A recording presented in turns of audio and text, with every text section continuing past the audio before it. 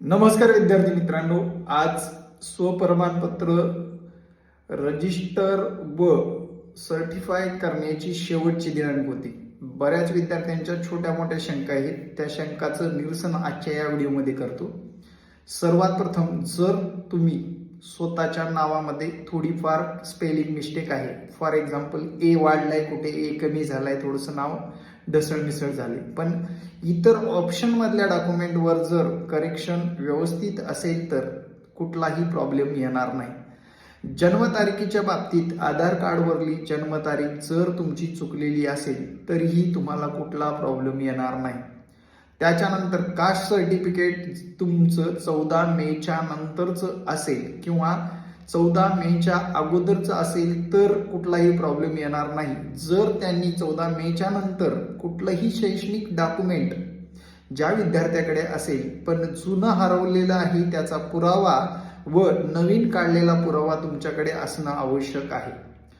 त्यानंतर जे काही प्रोफेशनल सर्टिफिकेट जे की असतात MSCIT वगैरे ज्या विद्यार्थ्याकडे आहे पण नोंदवली नाही, काही प्रॉब्लेम होणार नाही. आगामी काळामध्ये तुम्हाला ती चेकअप करताना तिथे नोंदवायची आहे. आणि विद्यार्थी मित्रांनो, सर्वात महत्त्वाचं म्हणजे 14 मेच्या अगोदरचे सर्व शैक्षणिक डॉक्युमेंट आवश्यक आहेत. हरवले असतील, काढले असतील, नो प्रॉब्लेम, पण सर्व असणं आवश्यक आहे. तुमचं 14 मेच्या अगोदरचं शिक्षण झालेलं आहे पण डिग्री सर्टिफिकेट तुम्ही अजून पण कलेक्ट केलेली नसेल, तात्काळ कलेक्ट करून घ्या. 14 मेच्या नंतरची डेट आली तरी काही प्रॉब्लेम येणार नाही, पण तुमचं 14 मेच्या अगोदर शिक्षण पूर्ण असणं आवश्यक आहे. तसेच NCLच्या बाबतीत 2025-26च्या कालावधीमधलं NCL तुमच्याकडे असणं आवश्यक आहे.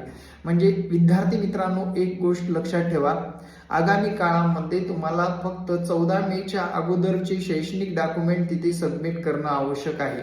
आणि TET पेपरचा जो विषय आहे, TET पेपरच्या बाबतीत तुम्ही जर TET पेपर कास्टमध्ये पास असाल तर त्या कालावधीच्या पेपरच्या अगोदरची कास्ट आपल्याकडे असणं आवश्यक आहे.